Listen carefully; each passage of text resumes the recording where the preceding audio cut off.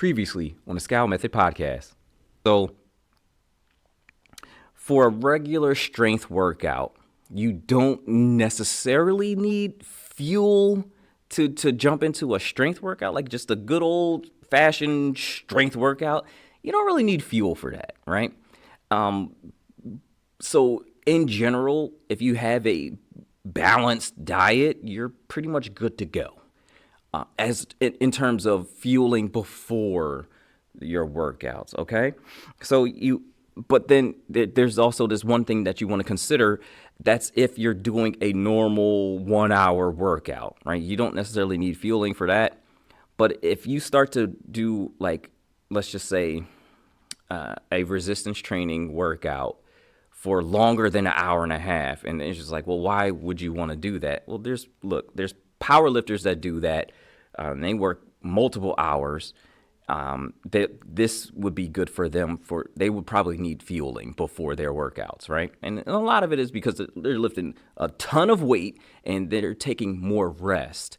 But the fact that it's still pretty intense while they're lifting that particular heavy behinds, like stupid heavy weight, they're going to need that proper fueling, right? The same thing with bodybuilders who often work out twice in a day, right? They're going to need that proper fueling. But for the general folk, the general people, average, you don't really necessarily have to worry about fueling your resistance training workouts, your strength workouts. Now, you might want to consider fuel for like your HIIT workouts, or you might want to consider fuel for your cardio, like your endurance cardio workouts. I don't see inflammation as good or bad. I see either the exercise as good or bad, or the autoimmune disease as good or bad. Obviously, autoimmune disease I see as bad, and exercise I see as good, right? So I look at it that way, right? Because the whole idea is this, right? You don't want to be inflamed past your ability to clean, repair, and heal. I'll repeat that. You don't want to be inflamed past your ability to clean, repair, or heal. Okay? Now, there are a number of different things that can cause that, right? Not only just disease in general, but like over-exercise, too much of a good thing can cause that. So over-exercising can cause that, right? That's overtraining. And note, when you hit a state of overtraining, you end up getting sick. Right? Why? Because you're basically constantly, you're inflamed beyond your ability to clean, repair, and heal. And that's where a whole plethora of other diseases and conditions and maladies come from, right? So you don't want to be inflamed past your ability to clean, repair, and heal. What's up, everybody? Here we are, first episode of the brand new year. And I just wanted to go over a couple things, just a few things really quick, right? So first, we did a slight change in the naming convention of the segments of the podcast, right? So, before it was quick tip, main topic, and then randomness, right? But what I found was, first of all, the thing that kind of was just stuck out like a sore thumb was that the quick tip was never really quick, right? So, because I will start off with the idea of it being quick and then give these actionable advice, and the actionable advice was still there, but it just really wasn't that quick. So wanted to change that up, but then I found out the randomness wasn't really so random. It was still in relation to the other two topics that were there. So we changed the naming conventions a little bit that I think represents what we're going for here just a little bit more. So the first segment will be a warm-up. And the second segment will be, which is our main topic still, but it'll be our working sets. And then closing it out, we'll have our, what was formerly a bit of randomness. We'll turn that into the cooldown. Okay, so just a slight change in the naming convention, but here we are. Episode 16. Episode 16, we're going to talk about a few things here. One thing we're going to talk about are the benefits of sprinting. Now, sprinting is near and dear to my heart. I was a sprinter back in the day. I don't want to sound really old, but back in the day, that was my jam, right? So that was the sport I played. I was a track and field guy. I was a sprinter. I was fast. until there's a story with that hamstring bone problems, issues, so on and so forth. Anyway, our next topic then after that for our working sets, right? We're going to talk about what to look for in a personal trainer. Like first, like why would you consider a personal trainer, and what to really look for? Like what qualities do the best trainers have? Because I've heard, especially as of late, just way too many situations in which trainers are coming up. Maybe they're just starting out, or I don't know, but they're causing harm, right? And we're not supposed to cause harm here, right? We're supposed to effectively and safely promote growth in others. And I've seen way too many times, at least as far as my liking is concerned, way too many trainers kind of forgetting that part of their duty. And then we're going to close out with, within the studio here, I actually have a Bible verse. It's Matthew 25 verses 14 through 30 on my wall here. And it's basically the parable of the talents. So I just want to go over, well, first of all, why do I have it on the wall, right? What is the parable of the talents, and why do I have it on the wall? We're going to dig into that a little bit, okay? What's going on, everybody? Hope you're doing well out there. Listen, I'm Coach Evan. This is Say Cheese and Lift Studio, and you're listening to the Scowl Method Podcast, your one-stop shop for not only physical fitness, but mental fitness, emotional fitness, and spiritual fitness. All right, let's start this new year off real good. Let's go. Let's get it.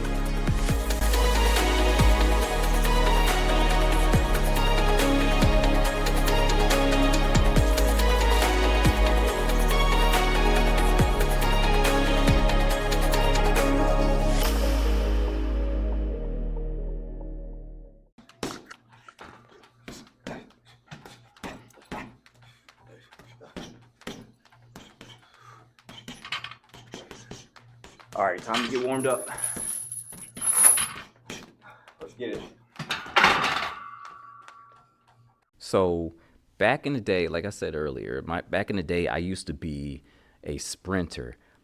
It was my sport of choice, right? Loved the 100, 200. I couldn't stand the 400, to be honest with you. So I don't, that's another thing.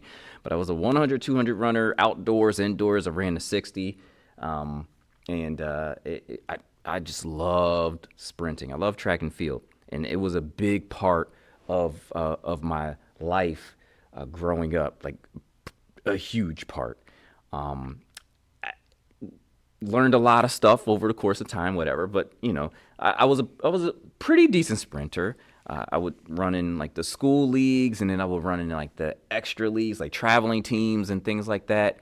And I got to, build up a pretty decent resume, what have you. But there was always also a pathway for me to sprint and train to, get to the Olympic trials and, get to the Olympics as a sprinter.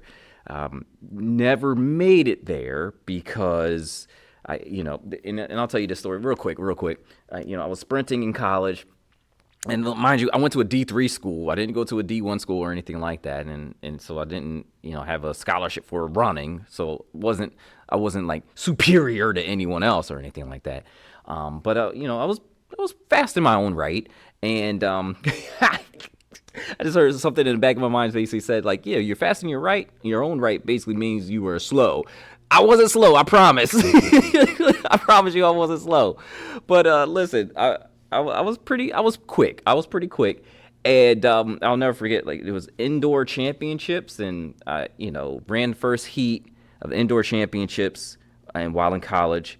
And I noticed, like, I ran the first heat, it was fine. But then when I was stretching to get warmed up for my the finals, right? I think I was number 1 seed in the finals for the indoor championships. And I felt like this little twinge in my leg, and it's at that point in time is kind of do or die mode. So I had to get my weight up, and I had to get ready to go, but it did not feel right. So get to the starting line. The gun goes off. I'm like, bang, I'm gone. I'm out. Like, I'm out. Burning. And speaking of a gun going off, it felt like something shot me in the back of my leg, of my left hamstring.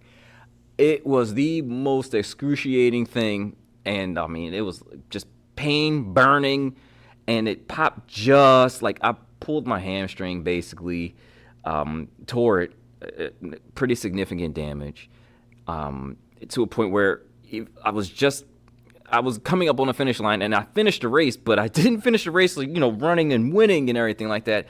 I actually rolled across the finish line, and I was just writhing in pain, screaming, like literally screaming at the top of my lungs in pain. I don't think I felt pain like that. Up to that point, I've never felt pain like that. It was brutal. It was brutal, and then got carried to the back, and it immediately started swelling up, and it was just huge. It started turning purple. And, my dad was with me at that time, and, it's not trying to get all, like, emotional and everything like that. But, it was, I knew it was bad just because I saw his face and he had tears in his eyes. And this dude, like, I don't think I've ever seen him, like, actually, like, cry. He had tears in his eyes off of that. And so I knew it was pretty bad. And that was literally the last competitive race that I raced in my track career. It pretty much ended my track career.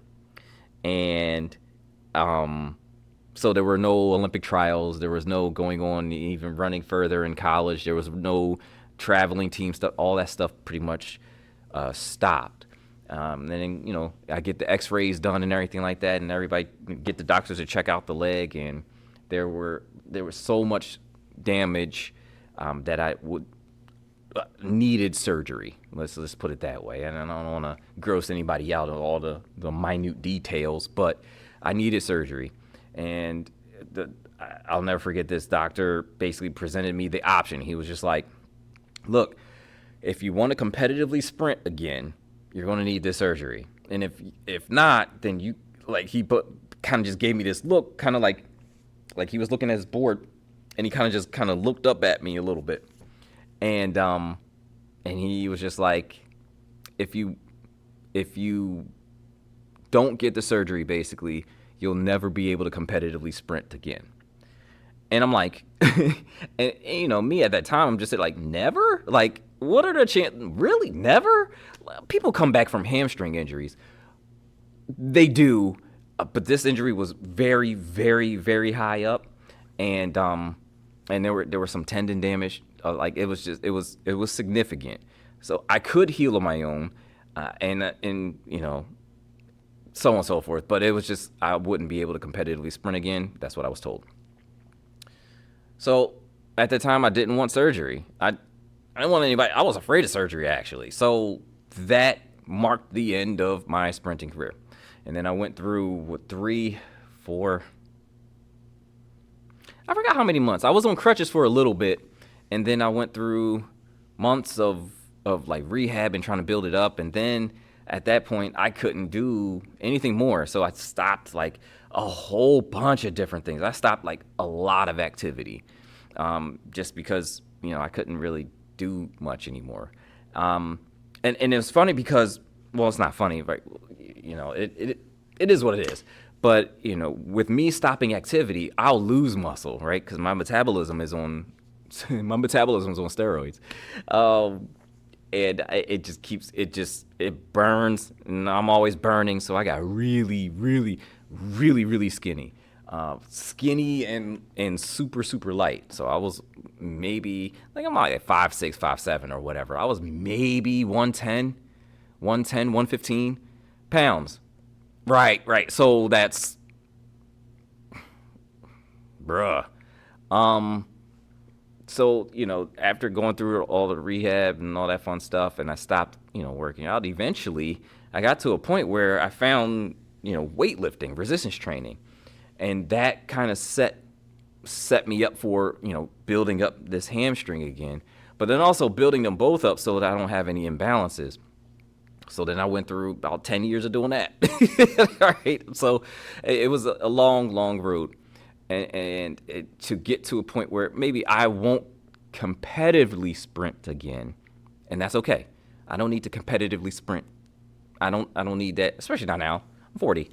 Although it's a thought. They have masters leagues. But whatever. Like the main point is I'm sprinting. I'll sprint because it is so good for you. So what I propose here is sprinting for any and every age.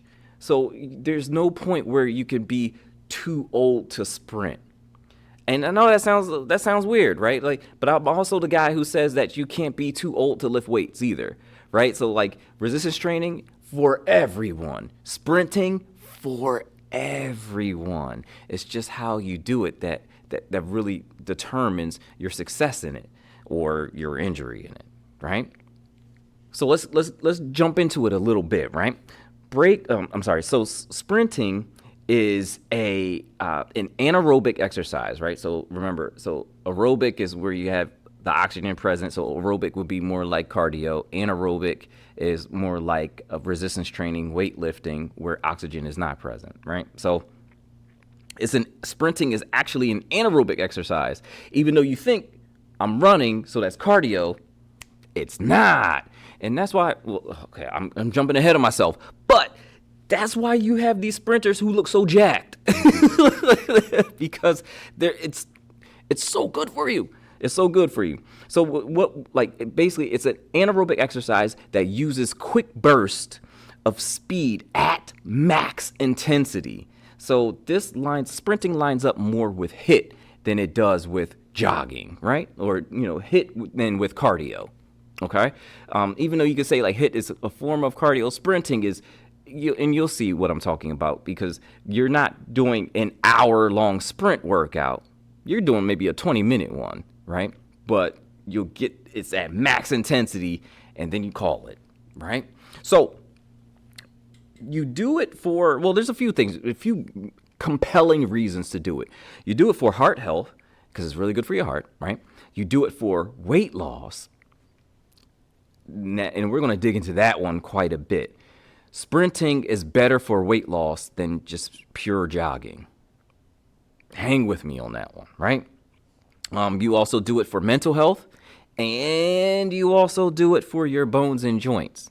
And it was like, well, why do you highlight mental health by itself? So there are some really good mental benefits to sprinting, and actually shows up in studies, right? So sprinting as an exercise modality has been studied, and there are quite a few studies out there concerning it. So if you just, look at a few of them, you could build up a pretty decent picture of what sprinting could do for you. All right. So I'm just going to present some of my findings through these studies. Okay. So, let's break it down a little bit more, right? So I gave you the general categories. So let's break it down a little bit more.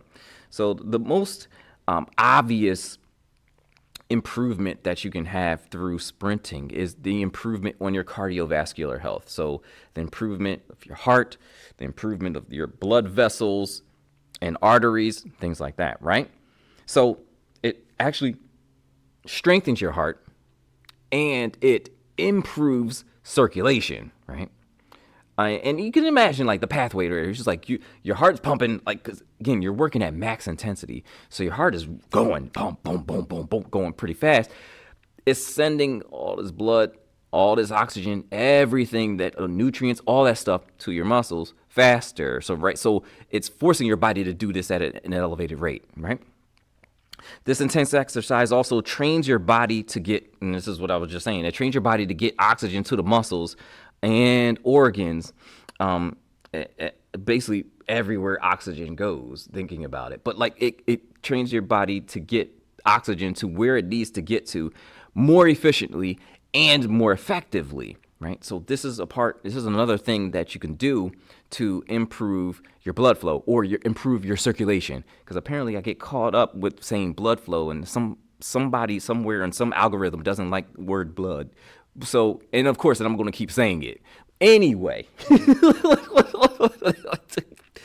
sprinting improves circulation in the same way that I was talking about in the circulation episode, in the supplementation, the nutrition, like building the new vessels or adding new vessels and growing new vessels to get oxygen to wherever it needs to get to more efficiently, but it gets everything else to where it needs to get to more efficiently as well. Okay. Well, so let's think short term first for a second, right? Short term, it also rapidly increases your heart rate and and that's kind of how it makes your muscles stronger. So, working out works out your heart, right? So, sprinting works out your heart in a different way, right? Because it's forcing it to pump stronger, faster, right? So, it also improves structure and function of your blood vessels. And this is what I'm telling you about when you add new vessels and so you can get oxygen to more places and all that fun stuff. And it improves the actual structure of it. So like the makings of your blood vessels. So if you recall in the previous episodes, 2 episodes ago when I was talking about the blood flow, I was saying that there are certain things that can actually break down the walls of your blood vessels, right? So what antioxidants do is basically make sure that damage doesn't occur, and it helps repair the blood vessels themselves. Sprinting, what it does, it also improves the function because it gets everything faster to where it needs to be, to your blood vessels. So it also improves the structure and function of your blood vessels. So it kind of is also helping in reversing the damaging effects that happen over time to your blood vessels. Right? So it's great for your muscles too. And, it trains your muscles to use oxygen more effectively and more efficiently, right?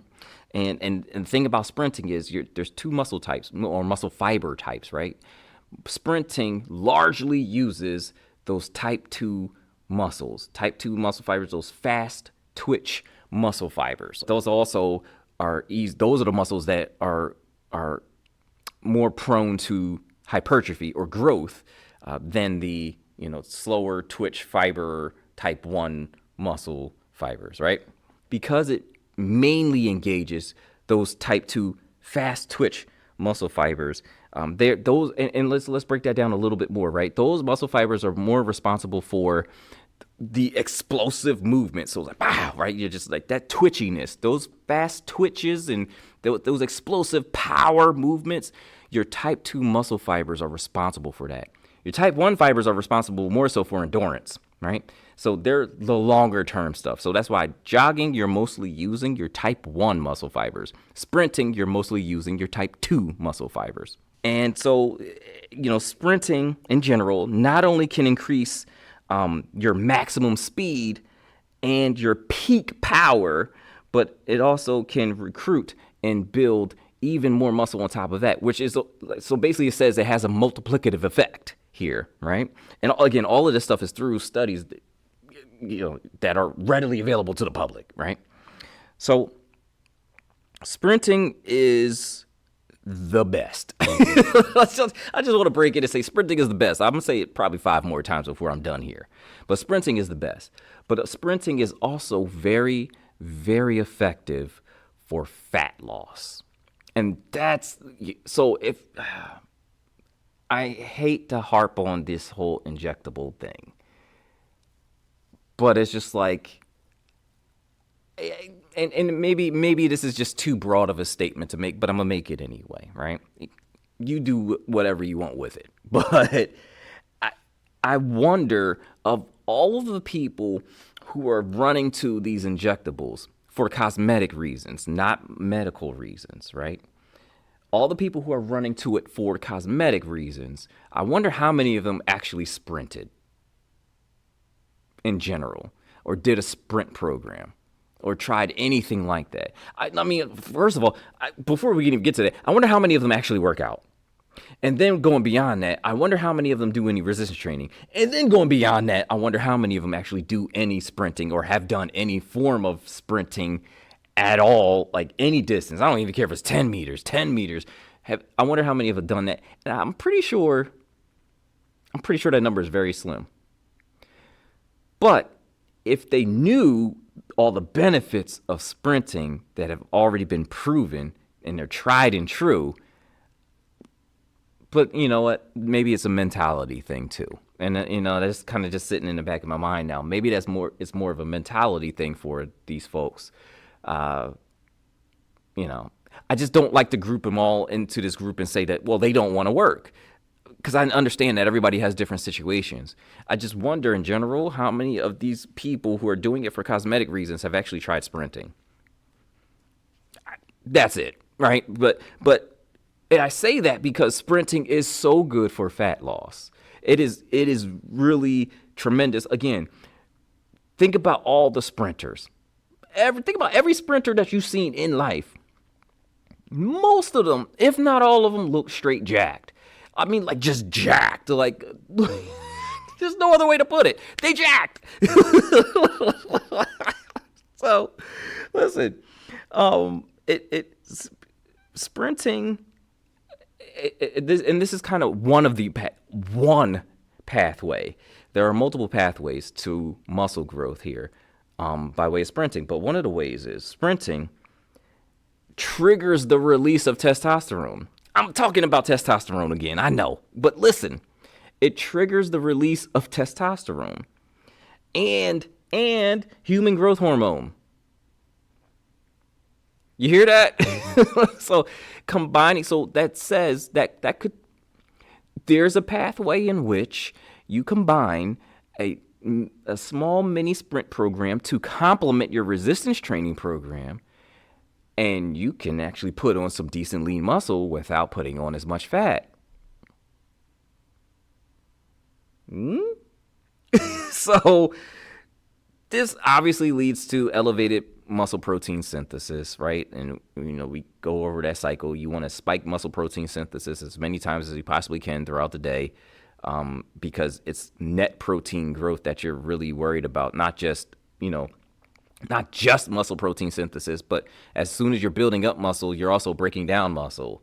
So you want to, as a whole, grow more muscle than you're breaking down so that you're net protein positive or net positive protein, net protein positive. I don't know how to say that, but I think you get the point, right?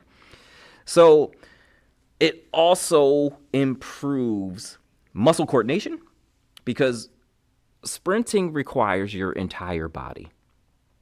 It requires your entire body to move in a particular way, in a particular rhythm. And so it improves your coordination by quite a bit, right? So you'll ultimately, with a sprint workout or with a sprint program, you'll learn to move better in general, right? It also is good practice for getting your muscles to work well together and work well together efficiently, okay? And it stimulates the production of satellite cells, which, I talked a little bit about these satellite cells in a previous episode when I was talking about inflammation, right? But part of the inflammatory process is releasing these cells that repair and help grow tissues, right? So sprinting stimulates the production of satellite cells, which are vital for muscle growth and repair, okay? Sprinting is also a great stress reliever, right? It's just what it'll say when you put, and this is where kind of the mental side comes in a little bit. When you're just really thinking about it, if you haven't so there's a couple parts to this really, right? One, you're going to be sweating, right? And sweating helps you release cortisol. Cortisol is the stress hormone, right? So especially if you have like a high octane, high stress job and you're looking for something to do, it could actually benefit you to, first do something calming to bring it down a little bit and then go and do something that's a little bit more elevated by sprinting so that gets you sweat out the cortisol. But it's also a good stress relief by itself, right? It reduces the overall levels of stress hormone, whether sweat is present or not. And it boosts your mood by, your body releases those endorphins. There's a thought process with that, right? So the mental side is really, you're pushing your limits. And whenever you do something that pushes your limits, and it's just, there's a way you want to do it, right? So like the way I'm talking about it is you want to go right up to that limit point, right up to that limit point. Don't cross over it because then you'll get hurt. But go right up to that limit point and then relax. And then what you find is that you go to that limit point one time, then relax, then you go up to that limit point again, but then the limit point is just a little bit further, so you're able to do more. And so it's like what you used to think is your limit or is your max, you'll be able to kind of shatter through that. There is mental mental currency there. How maybe I want to put it that way. So it's just like there's just value in that. There's a lot of value in that, in the idea and the process of shattering your limits, right? I don't know. Like if you know me, you know I'm a Dragon Ball nerd, right? Like I love Dragon Ball, Dragon Ball Z. Dragon Ball GT was a little weird. It was wonky, but I still watched it, right? And then Dragon Ball Super, that was kind of my jam, right? Saw all the movies, everything like that. Now, there was highs and lows and everything like that, but the number one thing that always that always just interested me. And look, real talk, if you know, you know, right? Like is Goku always shattered his limits. And it's just like, and believe it or not, Goku's not my favorite character. Vegeta actually is. Because here you have Vegeta sitting here looking at this dude always shattering his limits. And he does the same thing in his own way, right? He might be cocky, he might be arrogant, he might be all this other stuff. But at the end of the day, this dude stayed with the grind and he stayed consistent enough to continue to shatter his limits no matter what Goku was doing. So Vegeta always will be my dude. That's my dude, right? Plus he's funny. But it's that whole idea. It's really why I watched that anime in the first place, right? Like I watched that because it seems like it's always about just that next step further, that you got to buckle down, and it's like when everything seems like it's over, you got to find that next gear. You got to find that next level. So for me, taking it back to the sprinting allows me to shatter my limits. And there are limits, right? There are limits, and some of them aren't real. And I will wholly 100% admit to you, some of the limits that I placed on myself, some of the limits that are there, I placed on myself, right? Especially when it comes to sprinting. So here's a situation in which I should never sprint again, but I'm sprinting and I'm loving it. I feel free again, and the mental benefits, the mental boost, the motivation I get from just getting on a starting line is beyond belief for me, right? So it's like there are those limits where, like, maybe one day I will enter in a master's race or something like that. I don't know, but the process of just being able to sprint again after what happened to me, immediately that just calls up some Dragon Ball Super stuff going on here, where it's just like, yo, I'm breaking through these limits. I'm about to go blue. Again, if you know, you know. So it's just what sprinting is, it's so good mentally, and I can imagine. And again, this is why I say it's for all ages. There's a way to do it for all ages, right? So you're not going to sprint the same way. Like if you're 60 years old, you're not going to sprint the same way a 20-year-old would, right?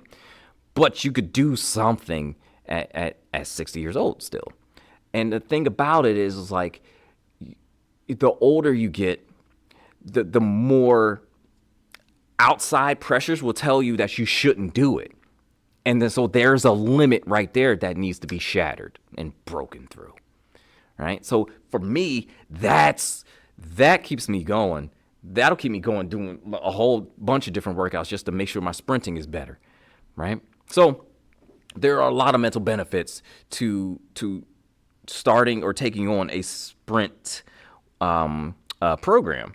Now, the question comes up after explaining all of this stuff and what it's good for is like, how do you implement it into your routine? Okay. In fact, believe it or not, the way you implement a sprinting workout or a sprinting program into your overall, fitness, setup, isn't by sprinting at all. Like, I don't want any of you sprinting first thing. And now let's run with this, especially so like the older you get, the less I want you to start off sprinting, and that's basically making sure that you don't injure yourself up front. Because one of the main problems that a lot of people tend to have, and this is why they stay away from sprinting, is that they don't properly prepare their body for sprinting, right? Because sprinting is a skill, running is a skill. And I can tell you how many people I see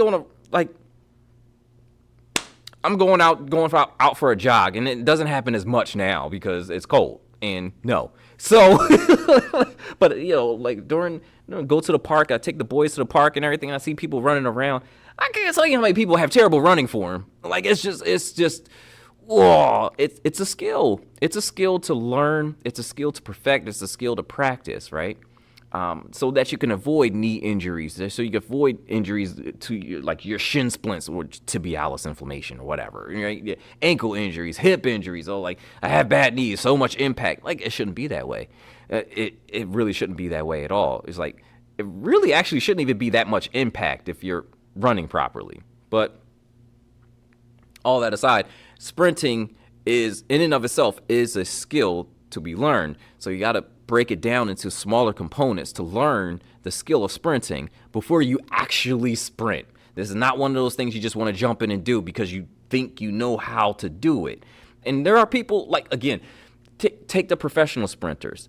I went to this one sprint camp. They had this whole setup where they would actually film you sprint, and they would fine-tune your sprint form when you're landing, where you're landing, how high your knees are going up, and your arm pump. Like, it would analyze the entirety of your sprint, all the phases of it. And it was, I mean, for a data nerd, that was great. It was amazing.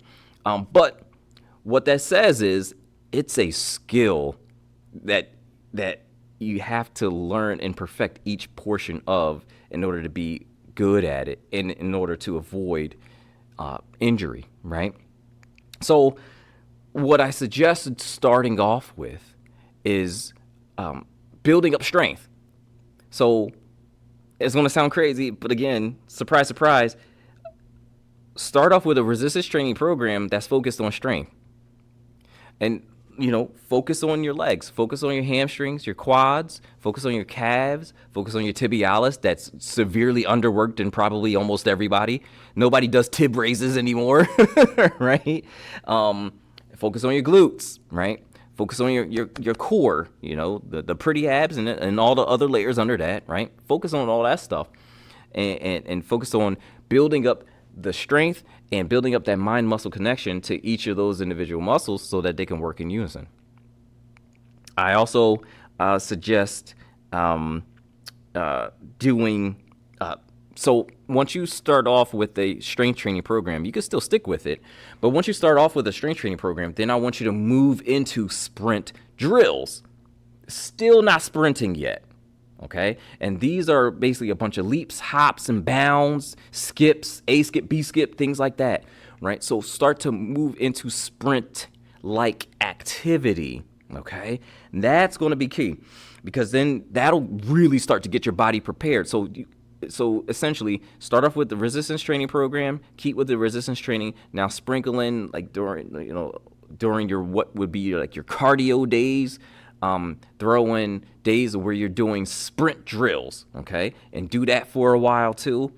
So when you're doing these sprint drills, you want to do sprint drills for each portion of the sprint, right? So you have the start, then you have the acceleration phase where you're picking up that speed. Then you have the drive phase, which is like from like the middle, and then you have the like the deceleration phase. And really the deceleration phase is just trying to limit how much you slow down, right? Because you're inevitably, once you hit peak, you have to slow down.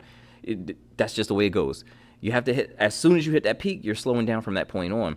You want to limit how much you slow down as you go along, right? So you want to do drills in each of those sections. So work on start drills, work on acceleration drills, work on work on drive skills, work on deceleration skills or drills, and that will complete your sprint essentially. Okay, so my personal favorite sprint drills, they include a lot of like I said, A skips and B skips. So a lot of skips. I like the skips because that gets a rhythm down and it keeps me bouncy on my toes, light on my feet, right? And butt kicks, and so butt kicks are like a kind of like a maybe a more personal choice for me because I busted my hamstring.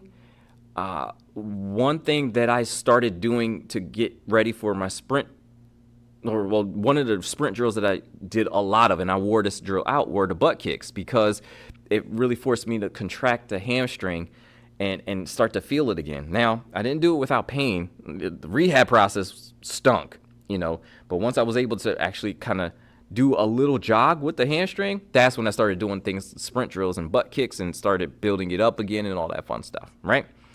So butt kicks are definitely my faves.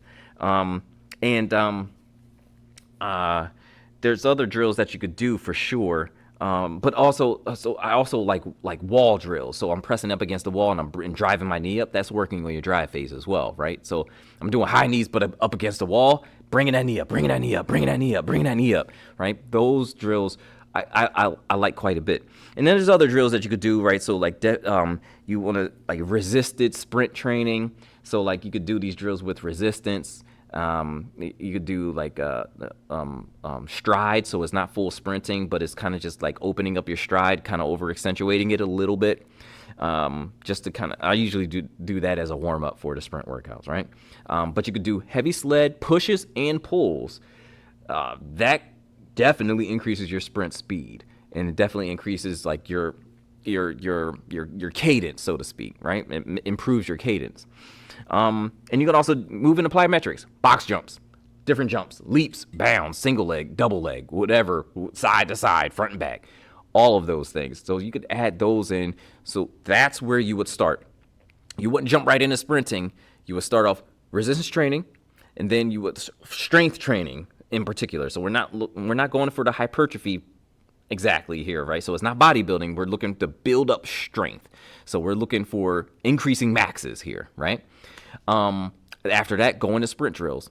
A lot of skips, a lot of butt kicks, a lot of hops, leaps, and bounds, okay? So there's some wall drills as well, right? And then finally, you want to move into, backtrack. And another thing that you could do, and I just thought about this, another thing that you do is, this is a good place to put isometric exercises as well. And especially if you did like isometric exercises that were more on a ballistic side, ballistic in nature, because it's even less likely that you're going to injure yourself there, because it's not as much movement, like you're just contracting the muscle, bang, bang, bang, bang, bang. But that also helps in sprint speed and coordination as well. So, like getting back to it, so the actual, by the time you get through the resistance and by the time you get through the drills, now your body is prepared to start off with these sprints, right? And when you start off with the sprints, you got to start off slow, right? So here's my suggestion, right? And this is just a sample program, right, that you could go through to once you get to the sprinting part of this, right? So I would suggest doing 2 sprint workouts a week, okay? And each workout should consist of, like, of course, a warm up to get the blood pumping, and like you want to build up a little bit of a sweat for your warm up here. Nothing too dramatic. You don't want to wear yourself out, but you want to be warm, right? You want to be ready, right? And then a brief, maybe 2-minute or so mobility routine, and you just want to move through a lot of mobility movements quickly, okay? And then you get into the sprint drills. So the drills should never go away. You should do the drills from that point of where you're only doing drills all the way until you're actually doing full-on sprint workouts. Then that will be your kind of like your warm-up, right? So get some sprint drills so that you can get your body ready for the sprinting. And then when you get to the actual sprinting, right, you want to separate it out like this, right? So for the first 2 weeks, your sprinting should be like maybe 50 meters. So do, 50-meter sprints at 75% intensity. So that's not all out, not yet, right? So that's a stride. So you're just opening up your stride a little bit, right? 50 meters, right?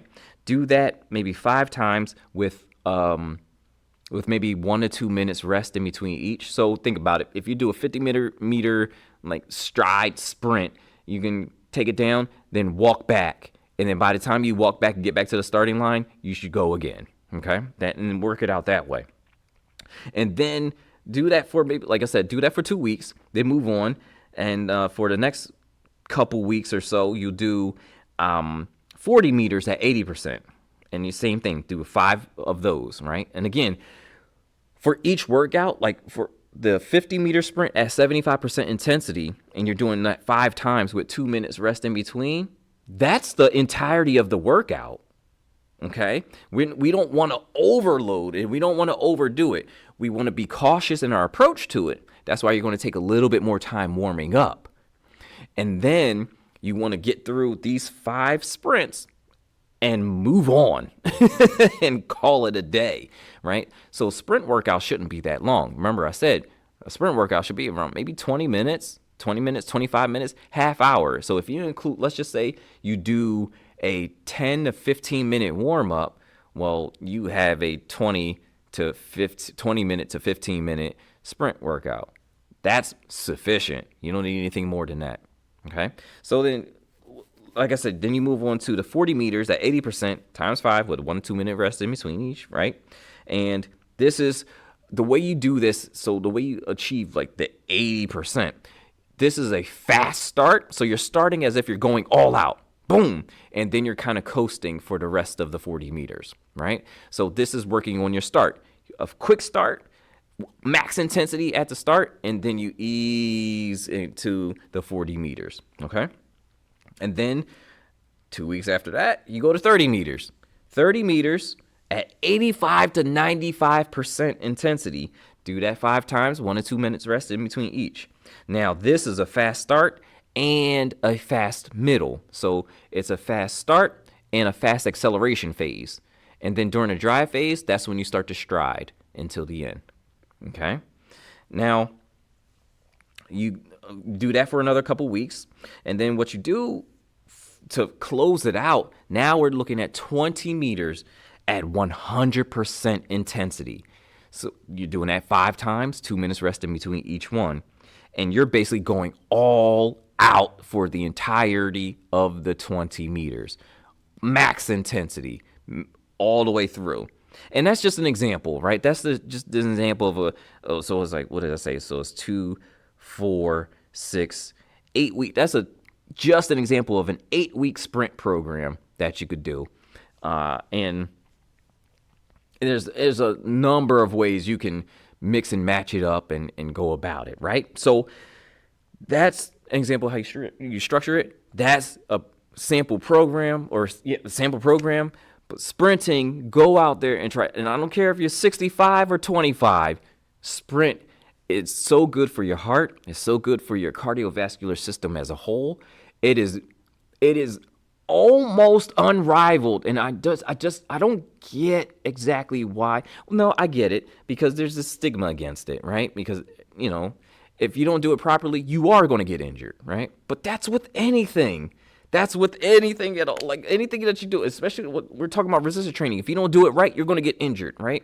If you don't drive right, you're going to get injured, right? Like, name it. If you don't do it right, of course you're going to get injured. But that doesn't necessarily mean that that action in and of itself has a higher chance of injury. Sprinting, when done right, doesn't necessarily have a higher chance of injury. No more than any other exercise, at least.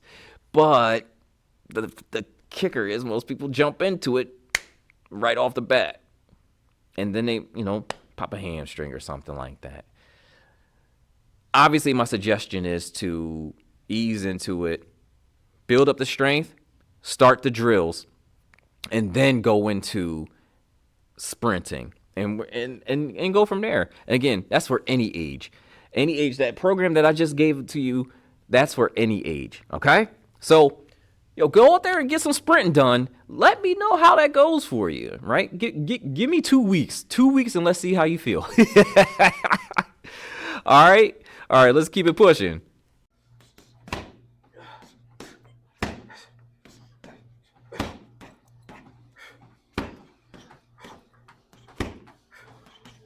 Are you warmed up? You ready? All right. Let's go.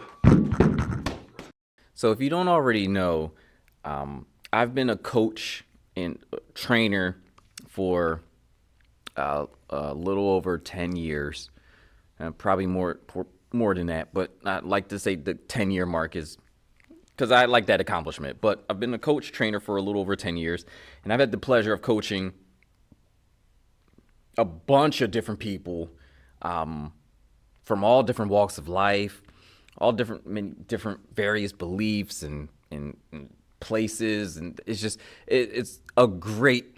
I count it as a blessing, right? So, but I've had the pleasure of training people all over the place, right? And I've even, real talk, I've even had a coach myself on a number of occasions, right? I know there is great value in having the right person in your corner, on your side when you're trying to achieve something, anything, right? In this case, in the fitness world, there's great value in having a good trainer on your side, right? So I say that, and then I'm thinking in the back of my mind, like, lately I've heard too many horror stories about, and I'll just flat out say it, terrible coaches and trainers, and within fitness, within the health and wellness realm, right? Within even doctors, but that's a different episode. But it's just I don't know what's going on there. But I will say this: what I want to deliver to you all is, what to look for, if just in case. And I mean, look, you might already know, and that's perfectly fine. But what I'm finding is that I just want to play my part. I want to play my part in helping you all become better. That's it. It's as simple as that, right? So I'm gonna give you things to look for in a good coach or a good trainer. And I recently did an article in our local magazine about this very thing, but I was capped at 500 words. And I don't know if you can tell, but I'm a little long-winded. So I need a little bit more than 500 words to get this point across. I think I got the point across still either way, but I wanted to dig into it a little bit more because there's so many things that I wasn't able to say that I definitely want to say, okay? So let's get right to it, right? What are the things that good coaches and good trainers have in common? The number one thing, and of course I'll explain it. Like, the number one thing is they care about you and your well-being. And we have to say it that way, because initially I actually listed it off, and I think I wrote this in an article that they care, right? And it's just like, well, and again, this is part of what the 500 word limit does to you a little bit. They care, but about you, right? And you need to separate that, because there are a lot of trainers out there that care about themselves, right? So where they pull on clients, but it's really all about them, and it's not all about the client. So it's just like, oh, I have 20 clients, and that, and I just add a couple more, right? So it's about a numbers game for some. Others, it's about just being able to show off how much they really know to others, but it's not actually about helping the others, right? So there's a few traps, a few pitfalls, we'll say, in that whole idea of they care. It's like, what they care about is important. The best coaches, the best trainers care about you and your well-being. I'm kind of mad a little bit, because that should go without saying. It doesn't seem to be as common. So They care about you. They care about your well-being, right? Next thing, they're skilled. They have the skills, right? They have the, but to say that they're skilled, that's a coverall. That's an umbrella, right? There's a whole bunch of things that fall under that, right? First thing they have under skills is that they have the expertise to help you reach your goals, okay? Or at the very least, they have the expertise to help you get close, right?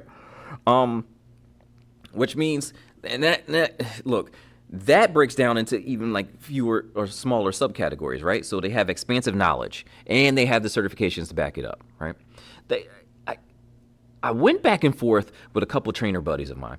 We went back and forth on this whole idea of the certification, right? One certification means one thing, the other certification means the other thing. And there's some people who are rolling out there who aren't certified and they were just like, well, I don't have to get certified because I do such a good job, this, that, and the third, right? And so we got into this little debate about whether a good trainer absolutely has to be, or a good trainer or a good coach has to be certified in what they're coaching or training. And I'm initially, because, and this is, I'm a little biased here, I actually started off training without a certification. I didn't do any harm to anybody and actually helped a lot of people out, but that was the motivation to actually go get my certification, because there were more things that, not only just more things to learn, but it's just like, even if I knew everything, it just would have been a different perspective on some things, right? So it's just like, but that also tells the public that I am serious about this, right? And that's the one thing that I think that kind of changed my mind on the whole debate, right? You know, it's not a clout chasing thing. It's basically a statement making thing. It's almost like saying, how dedicated are you to your craft?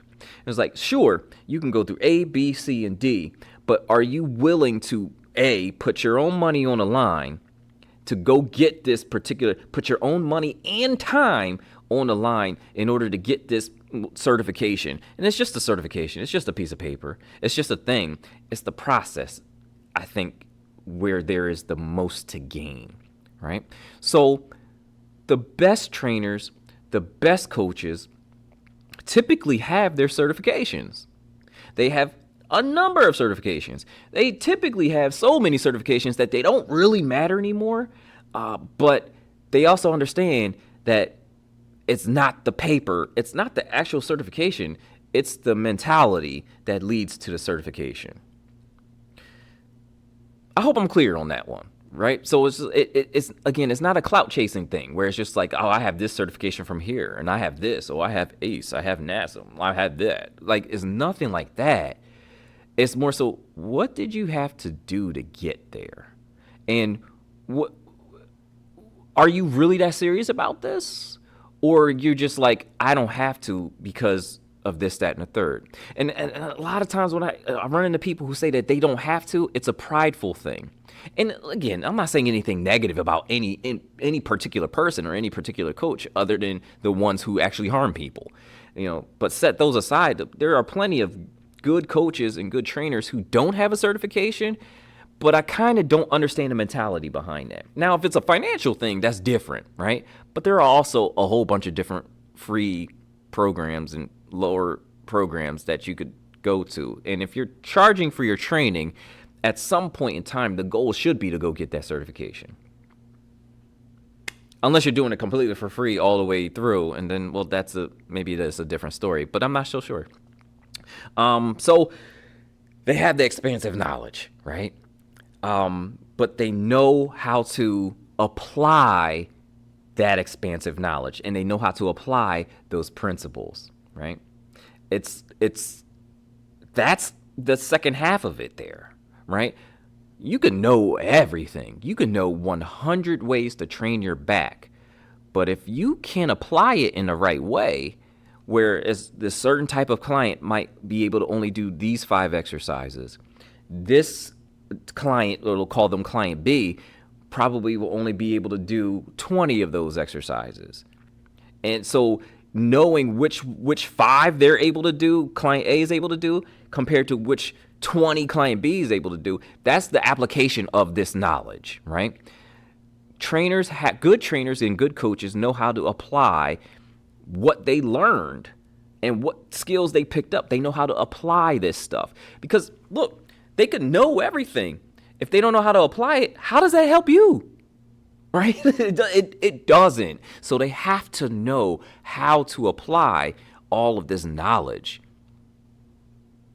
That's standard, right? So beyond that, then they're, they like I said, they're skilled, and under this skilled umbrella, their expertise, they're experts at these particular things. But now there's one last part here. It's pretty important, and it often goes overlooked, right? Nobody looks at this one. The best trainers and the best coaches have mastered soft skills. 110% all the way through.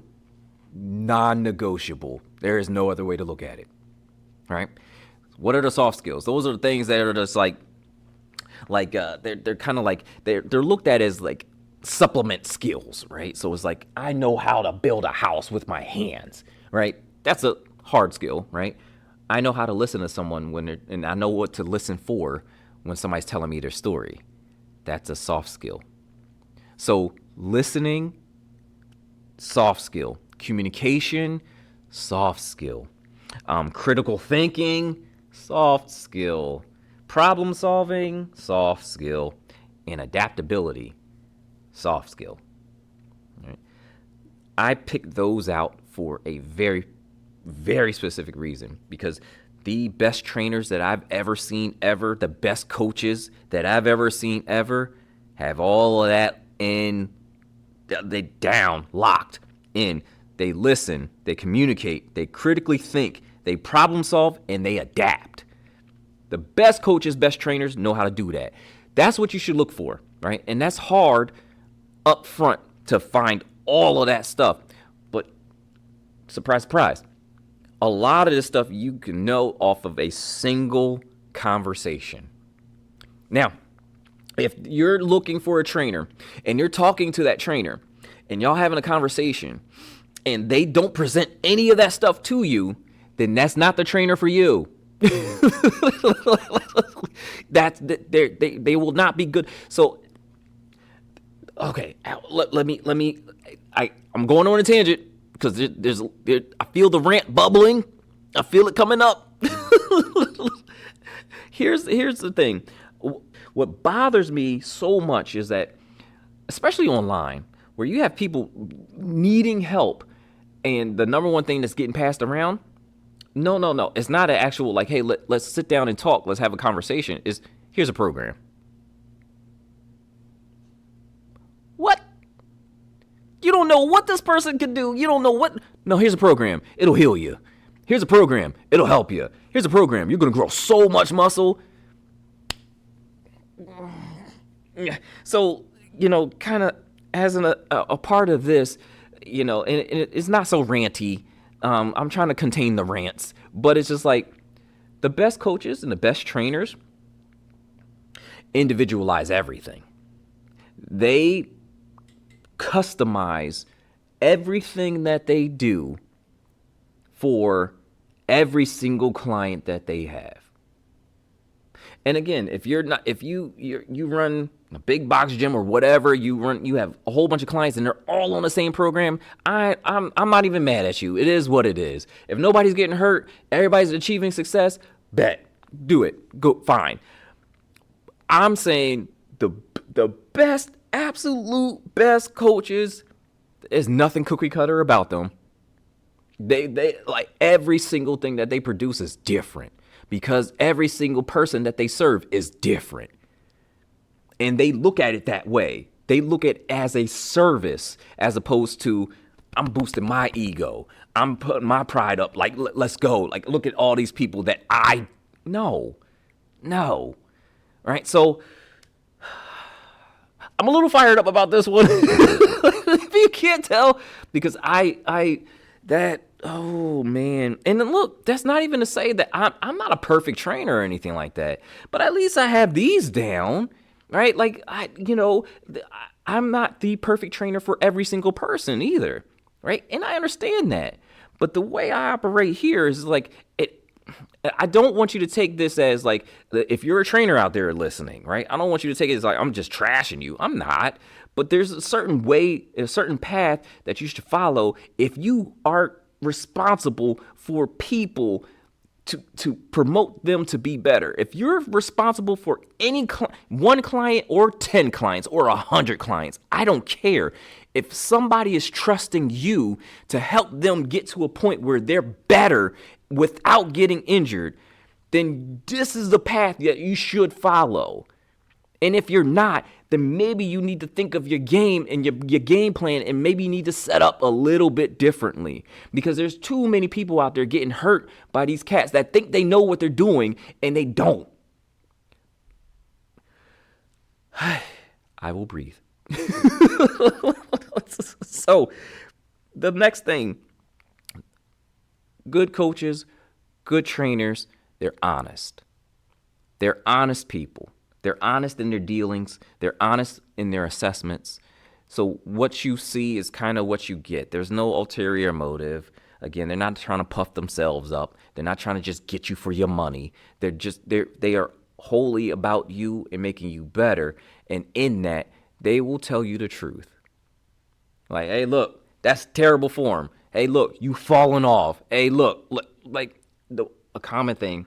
And I fell for this maybe like 7 years ago, right? A common thing is just like, well, I don't know why they're paying me just not to come in, right? Like, oh, y'all gonna have me on this topic.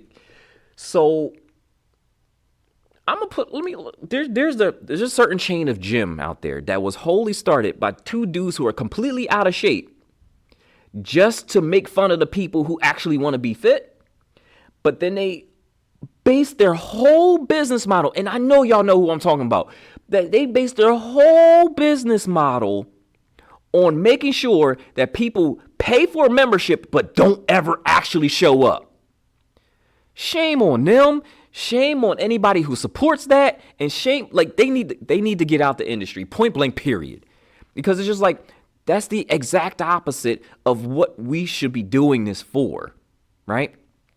Why would I open up a gym just so people don't come? Why would I open up any business that's meant for serving people so that people who I'm supposed to be serving don't show up? That's and you make it so cheap that people don't realize that they're paying it every month. Like, there's a lot of sighing on this episode, yo. So it's just one of those things where that drives me up a wall. So there's trainers that have that mentality. There are people out there who are not focused on serving their people. And again, like I said, I'm not on my high horse speaking this at all. Part of this anger is the fact that I fell for it myself, right? Like I said, 7 years ago, I had a couple clients that would come through, and I had the program and everything like that. And it's just like, hey, look, you pay for these sessions, so whether you show up or not, that's no sweat off my back. And that was the mentality. And that, it changed, obviously. I feel very differently about that now. It's just like, well, why are you not showing up? What happened? What's going on? I mean, in essence, that's truly where Say Cheese and Lift was born, because it's just like, I cared about the total person. But the way I was taught initially to train, and the way I was, figuring it out, it was really just about getting the money, making sure you get that commitment. So the part of the anger is at myself, at what I was, right? I kind of had hope that things were changing and things were turning around a little bit, especially after all this stuff that happened with COVID. It doesn't seem like that's the case, though, right? Maybe it's just from my vantage point. Maybe it actually is changing as a whole. I really hope so. But at the end of the day, good trainers and good coaches are honest. They'll keep it a buck with you throughout the entirety of the process. They'll tell you when you're doing good. They'll tell you when you're slightly off. They'll tell you where you need improvements. They'll tell you where you killed it. Like, right? And they'll even tell you when they make mistakes, because none of us are perfect. We're still human too. We make mistakes. They'll own up to it and say, hey, look, we might have took a wrong turn here. That's on me though, right? Because I'm your guide here. And I just looked at it this way, and this is why we went this way, but maybe we need to course correct a little bit, right? They'll be honest with you. They'll be upfront. Now, that's not to say, because there's this little bit of fear from a trainer's perspective, and I was just talking about this. This came up in conversation as well. There's a little bit of fear from the trainer's perspective for doing just that, because it's just like, if you're too honest, you lose the business. But my point was just then, well, why would you want that business in the first place? Like, why would you want to run that kind of business? Right? Like, I wouldn't, and I don't want to run a kind of business that's even slightly reliant on a lie. I just, that's not the way I roll. Yeah. So, ultimately, they're honest. They know how to motivate you to be your best, right? And that comes as a branch off of the honesty, right? But they also know what to do, how to do all of this stuff, how to bring it all together, and to keep you safe, right? Safety should be a primary concern for the good coach and the good trainer. Doing everything in a safe manner. And it's just like, so just this thought came into my head. So it's like, good trainers and good coaches help you get to your goals, but what they'll do is the least amount possible to get you to your goal, right? And I know that sounds like, oh no, they're being lazy. No. So let's just say you want to lose weight, right? You want to lose weight. They could say, you know what, we're going to have you eat at a caloric deficit, right? Let's just say you eat 2,000 calories a day, and they'll say like, hey, we want to take you down to 1,000 calories a day. That's overboard. That is a 1,000 calorie deficit. That's crazy, right? That's too much. So what's the least amount of calorie reduction that you can do and still achieve a change, right? One, that gives wiggle room. But two, that also ensures that you don't overdo it and cause harm, right? You'd rather do too little than too much and send you out. The best trainers, the best coaches get that. So they will give you what's minimally viable and build from there if necessary. A lot of this stuff, and I'm just sitting there thinking, a lot of this stuff you probably won't get up front, but you could tell certain things through conversation. One conversation. That first conversation that you have with a potential coach or trainer is important, right? It's more than just vibes, though, right? Do they exhibit any of those skills? Do they actually have a conversation with you, first of all, right? That's why, like, I don't get the just going into, hey, I'll call the gym. I'll go into the gym. Just give me a trainer. Like, it works for people. It works for some. Okay, cool. But if you're going to go out and hire a coach individually, this is setting aside group training or partner trainer or anything like that. If you're going for that one-on-one and you don't actually have a conversation before putting anything down on it, I don't advise that. All right. Yeah. So that's it in its entirety. Okay. Those are the things you look for, right? They're skilled. Well, first of all, they have the knowledge base, right? They have the expertise. But even before that, again, that's not first of all. I said first of all. But first of all, they care about you and your well-being. Okay? Then they're skilled and they know how to apply it. And they have a whole bunch of different skills to work with. All that you'll be able to tell in the conversation, right? Or you'll also be able to tell conversation and word of mouth. That's why word of mouth is the best advertising, right? You treat somebody well, that becomes contagious, right? So the best coaches, the best trainers, they're usually the ones who are like, yo, I was treated real good here by him, by her. I was treated really well by them. Right? So they care, they're skilled, and they're honest. Those are the three. And if you're on the trainer side here, I would do whatever it takes to make sure that I exude all of those skills, all of those things.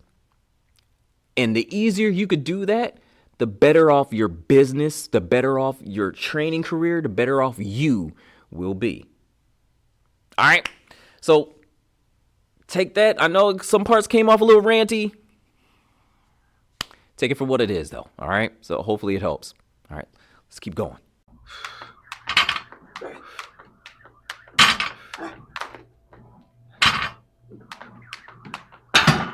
All right. Good job. Good job. All right. We're going to bring it down a little bit. All right. Let's cool down. So, like I was saying earlier, we're in this episode now. We on fire right now, right? So, earlier I was talking about my wall that's right above my window here in the studio, and I have Matthew 25 verses 14 through 30 written on there. That's basically what I said. It's the parable of the talents. Now, first of all, let's just read the parable of the talents. I'm gonna read it out. It's gonna be a little bit, so just hang with me. But there's a reason, and there are a lot of reasons actually why I have that on there, because I think that keeps me honest. That keeps me right along the path that I need to be on in order to continue to serve people and increasingly serve people better, right? So that verse right there is very important to me. Very, very important to me, and I'm gonna explain to you why. But first, let's dig into it a little bit. I'm reading from the King James Version. So Matthew chapter 25, verse 14, starting there, and we're going to 30, okay? And it reads, "For the kingdom of heaven is as a man traveling into a far country, who was called his own servants and delivered unto them his goods. And unto one he gave 5 talents, to another 2, and to another 1. To every man according to his several ability, and straightway took his journey. Then he that hath received the 5 talents went and traded with the same, and made them 5 or other 5 talents. And likewise, he that had received 2, he also gained other 2. But he that received 1 went and digged in the earth and hid his Lord's money. After a long time, the Lord of those servants cometh and reckoneth with them. And so he that hath received 5 talents came and brought other 5 talents, saying, Lord, thou deliverest unto me 5 talents. Behold, I have gained beside them 5 talents more. His Lord said unto him, Well done, thou good and faithful servant. Thou hast been faithful over a few things. I will make thee ruler over many things. Enter thou into the joy of thy Lord. He also, that hath received 2 talents, came and said, Lord, thou deliverest unto me 2 talents. Behold, I have gained 2 other talents besides them. His Lord said unto him, Well done, good and faithful servant. Thou hast been faithful over a few things. I will make thee ruler over many things. Enter thou into the joy of thy Lord. Then he which hath received the 1 talent came and said, Lord, I knew thee that thou art a hard man, reaping where thou hast not sown, and gathering where thou hast not strawed. And I was afraid, and went and hid thy talent in the earth. Lo, there thou hast, that is thine. His Lord answered and said unto him, Thou wicked and slothful servant, thou knewest that I reap where I sowed not, and gathered where I have not strawed. Thou oughtest therefore to have put my money to the exchangers, and then at my coming I should have received mine own with usury. Take therefore the talent from him, and give it unto him which hath 10 talents. For unto every one that hath shall be given, and he shall have abundance. But from him that hath not shall be taken away, and even that which he hath. And cast ye the unprofitable servant into outer darkness. There shall be weeping and gnashing of teeth. So that's a lot, right? Real quick, we're just going to break it down a little bit, right?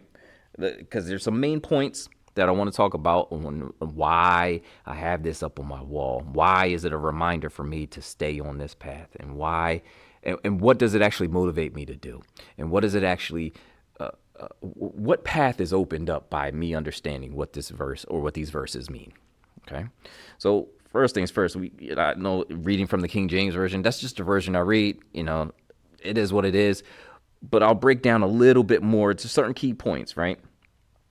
The gist of it is this, though. A dude was going going out, and he was basically leaving his kingdom to his 3 servants, right? He was leaving all these, basically money with his servants, right? But he was going out on a long trip. So he was like, I'm out, but I'm going to leave this with y'all. Y'all need to be responsible for it. Y'all need to make sure that this grows, or at least I don't lose it, right? Now, the second part of that, though, is kind of funny, was like, at least if I, make sure I don't lose it. But the main point here, especially in all of this, is not even just not to lose it, but to gain.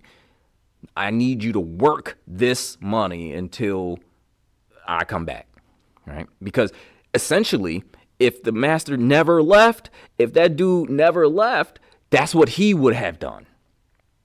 So he was going to be profitable. That's how we got to where he was in the first place, right? So that's as far as this parable goes, right? So I'm kind of like, let's just think about this, rationally a little bit. This dude goes out. He splits the kingdom based on what each servant can do, right? So that's skills, opportunities, things like that, right? So the expectation is for them to grow and grow like abundantly. That's the expectation, because that's what he would have done had he stayed. That's key number 1, right? So, then you have the first 2 servants, they basically double what they had. And then the last one went and hid what he had. And basically, master comes back, the Lord comes back, it was like, yo, good job. You double what you had. That's abundant production, because that's what I would have done. Basically, essentially, that's the silent part. He didn't say that, right? That's the implied part. That's what he would have done if he stayed. Would have produced abundantly. You produced abundantly. Good job. You doubled. And next one, you doubled. Good job. Let's go. You get more, right? And the one who took his stuff and hid it, he was just like, you could have put it, basically, you just could have put it in a bank and got interest off of it. But he didn't even do that. He put it in the ground. And he basically came up with this thing saying, I was scared. Now, there's a lot of preachers, pastors, Bible scholars, and people that say like, some people say that he was actually scared, and other people say that he was just saying he was scared because he had a misconception of who the Lord or who this master was, right? Because he was saying you collected where you didn't actually plant the seed for. So you reaped where you didn't sow, right? So you're basically profiting off the work and the seeding of someone else. So then he was just like, so I was scared because I heard you was a hard man. But so if that were the case, though, the other 2 servants would have had some other response in kind, and there was nothing like that of such. So that's why I just kind of just split into 2 groups here, where it's like some of them were some of the scholars say that, he was actually fearful, and the others was just like, or he was overtaken by fear because fear is irrational, which I can see that, right? But then there's the other one where it's just like, nah, he was just saying he was because he didn't produce anything from it. So he was lazy. He didn't want to do anything. And then when it came time to actually show what he did and be held accountable for what he did or didn't do, he made something up. Both pathways work. So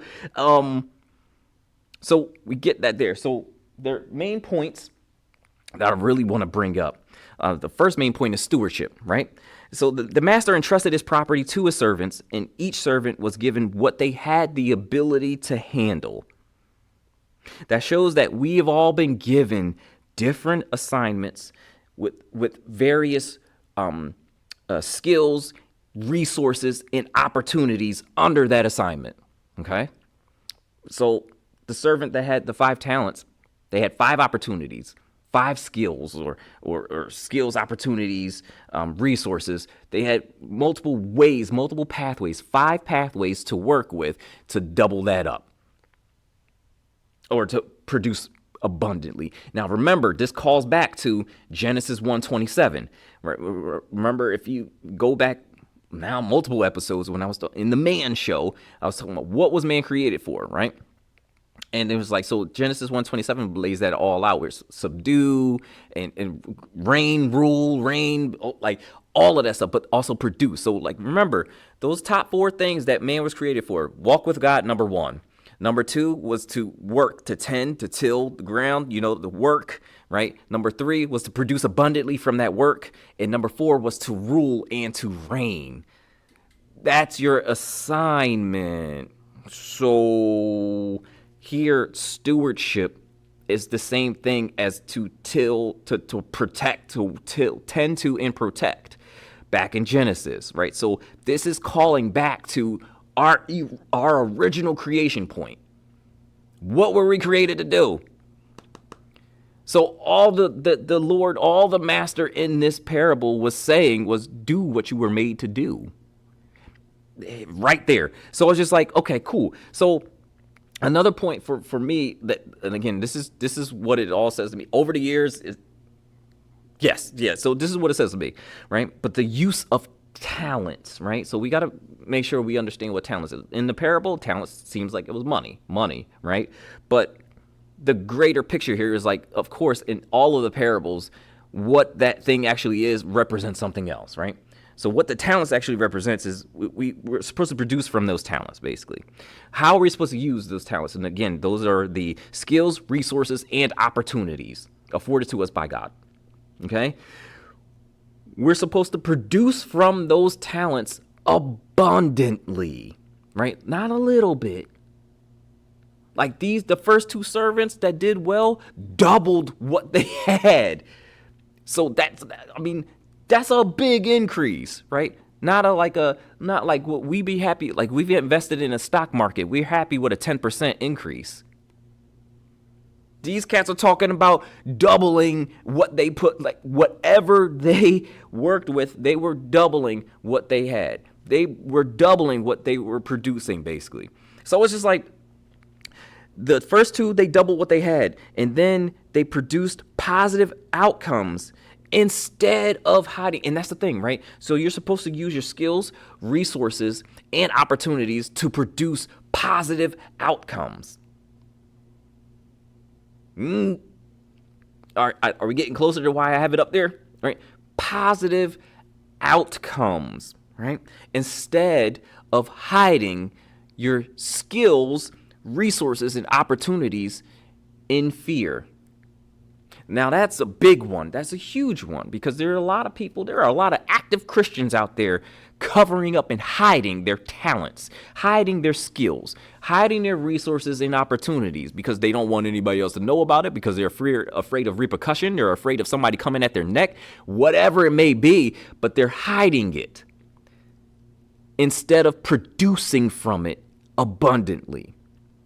So I have that verse up there as a reminder to continue to push forward and produce abundantly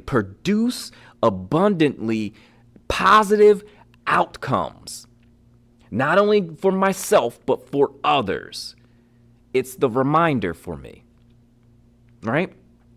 The next point is there's a reward for proper stewardship, proper leadership under your assignment, stewardship, right? The first 2 servants were rewarded with praise and greater responsibility. Wait, hold on. Pause. Wait, they were rewarded with more work? Yes. They were rewarded with more work because the reality is they were rewarded with not just more work, more opportunities, more resources, more skills. Think about that for a second. That's what the talent represents.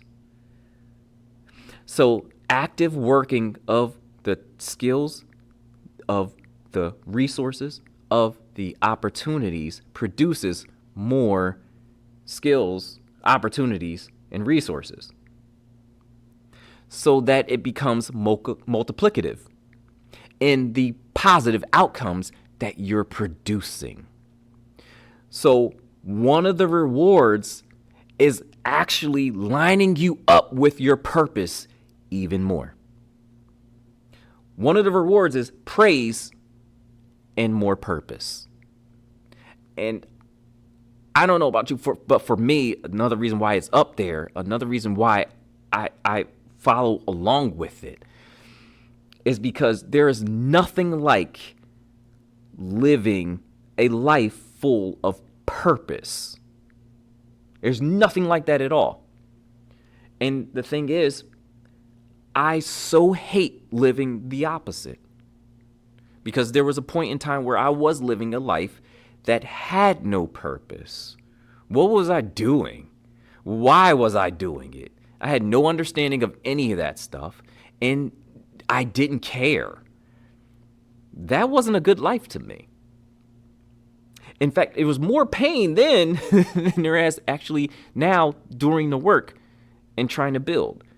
So one of the rewards is more purpose. The next point is there's consequences for inaction. And this one's kind of self-explanatory, right? There are consequences for failing to use those skills, opportunities, and resources, okay? There are consequences for inaction, especially if it's inaction out of fear or neglect, okay? So another point, there's judgment and accountability. The servants were held accountable for what they did or didn't do, and then there was a judgment after that, right? So the master returned and settled the accounts with each of the servants. We ultimately will be held accountable, and we will be held accountable for the use of our talents, skills, opportunities, resources, and we will be judged accordingly. Either we're going to get some kingdoms, or we're going to be where there is weeping and gnashing of teeth. Or we are going to, and ultimately, it's only the actual judgment is just a continuation of what we do. For instance, you have that first servant, they produced from their skills, opportunities, resources. So they just get an opportunity to do more of that, because that's what they did. The servant that had the one that hid their stuff in fear and basically had some kind of gnarly things to say about the master, basically he gets more of that. He gets more of the laziness. He gets more of just hiding. He gets more of the fear. So you produce under this premise, you produce what you want more of. Right? And it sounds so, yeah. Now, and then the last point and the last, reason. So it's like, it deals with abundance, because I said that word a lot here, and dearth, which is the exact opposite, which is scarcity, right? As the master settles up with his servants, one thing becomes clear. Those who are faithful and productive will receive more, to do even more. Those who are not will lose even what little they do have. So there's no way that you could just have all of this stuff and keep it. You can't have all those opportunities, skills, and resources and not do anything with it. You can't hoard it. You can't keep it in the house and let it chill. You can't do any of that stuff. You gotta use it. And you gotta use it to produce abundant, positive outcomes. And that's what I train by. That's what backs Say, Cheese, and Lift. Matthew 25, verses 14 to 30, the parable of the talents. And then again, I know a lot of, wealth gurus will use that as a way to say, like, that that's my favorite parable of, accruing wealth. It's not, right? Because the thing about wealth is typically, right? And this is what I think there's some people who get it, but this is the struggle between, the wealthy Christians or whatever you want to call, like, and everyone else, right? They put so much effort into accruing that wealth, and they forget about the producing abundant positive outcomes from that, right? Because the wealth becomes a resource, right? So all you're doing is gathering it up. But if you're just keeping it to you or spending it on you, you're missing a point. All right. So the whole point here for me concerning that parable, concerning the talents, is not to just gather money. The whole point is not to gather wealth. It's to gather positive outcomes. And the only way you can gather those positive outcomes is if it has some form of multiplicative characteristic about it. And the only way you could do that is if these positive outcomes are actually produced in others. That's the driving force here. So on this one, I definitely thank you for hanging with me, right? Hopefully, even this segment alone produces some positive outcomes for you, right? And hopefully you can take some of this and go produce some positive outcomes for others. That's the way it's supposed to be, right? I'm operating under the premise that if I continue to produce these positive outcomes and produce them abundantly, and actually fall in love with producing positive outcomes too, right? You can't begrudgingly do this. You actually have to have a heart for it. And that's another topic, another day. But to be able to take that and produce all of these positive outcomes everywhere you go, and they do the same thing, we'd be better off. I'll tell you that for sure. But as for this studio, as for what I do, as for how I do it, that's how we roll. And that's what drives Say, Cheese, and Lift as a brand, as everything, as a whole. All right? Not just for me, not just even for the people who work here, but for everybody else. Everybody else, so they could do the same. Okay? All right, y'all, listen, I'm not going to lie. This was a fun one, and you probably could tell because this is going to be probably close to a 2-hour long episode. I don't really know the full runtime yet. I didn't even look at it. Listen, I try and condense it, and every time I try and condense it, it gets longer. Oh, man. Listen, I appreciate you nonetheless.